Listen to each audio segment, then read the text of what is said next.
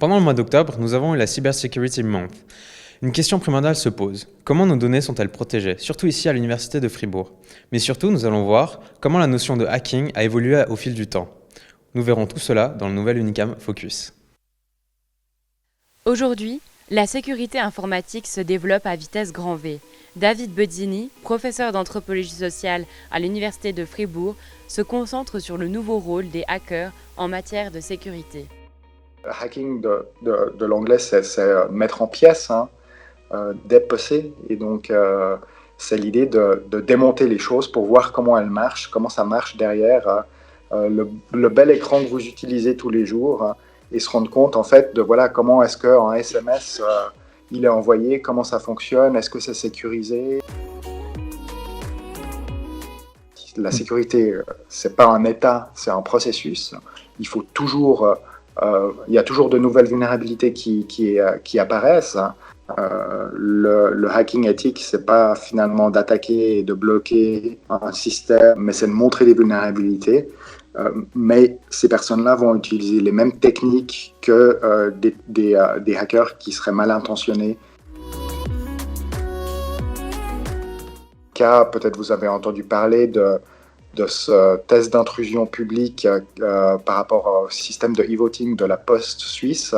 Là, c'est vraiment des hackers éthiques qui se mettent à disposition de la Poste pour trouver des vulnérabilités et du coup pour renforcer la sécurité d'un système qu'on va peut-être un jour utiliser en Suisse.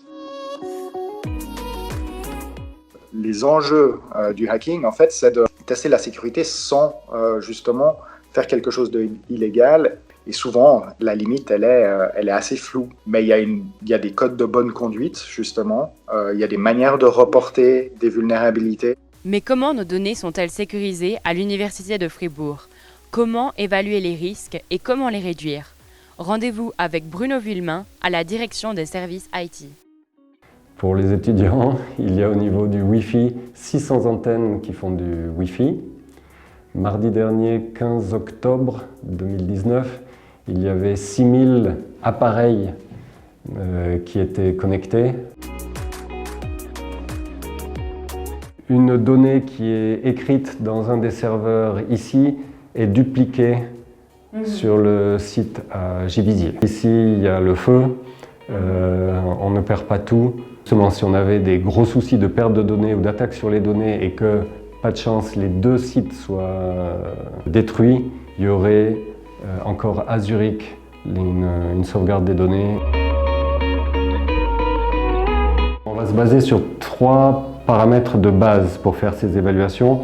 Alors en anglais, ça fait CIA, confidentialité, c'est ne peuvent accéder à des données que ceux qui en ont besoin pour faire leur travail.